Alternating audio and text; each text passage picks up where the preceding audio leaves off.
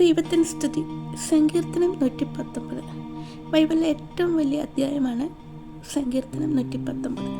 അതിൻ്റെ 9 മുതൽ 16 വരെയുള്ള വാക്യങ്ങളാണ് ഞാനിവിടെ വായിക്കുന്നത്. വാലൻ തൻ്റെ നടപ്പിനെ നിർമ്മലമാക്കുന്നത് എങ്ങനെ? നിന്റെ വചനപ്രകാരം അതിനെ സൂക്ഷിക്കേണ്ടതിനാൽ തന്നെ ഞാൻ പൂർണ്ണഹൃദയത്തോടെ നിന്നെ അന്വേഷിക്കുന്നു.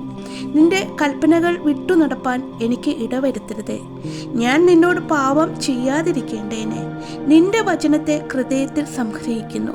യഹോവേ, നീ വാഴ്ത്തപ്പെട്ടവൻ. നിന്റെ ചട്ടങ്ങളെ എനിക്ക് ഉപദേശിച്ചു തരണമേ. ഞാൻ എൻ്റെ അധരങ്ങൾ കൊണ്ട് നിന്റെ വായുടെ വിധികളെ ഒക്കെയും വർണ്ണിക്കുന്നു. ഞാൻ സർവ്വ സമ്പത്തിലും എന്ന പോലെ നിന്റെ സാക്ഷ്യങ്ങളുടെ വഴിയിൽ ആനന്ദിക്കുന്നു. ഞാൻ നിന്റെ പ്രമാണങ്ങളെ ധ്യാനിക്കുകയും നിന്റെ വഴികളെ സൂക്ഷിക്കുകയും ചെയ്യുന്നു. ഞാൻ നിന്റെ ചട്ടങ്ങളിൽ രസിക്കും, നിന്റെ വചനത്തെ മറക്കുകയുമില്ല.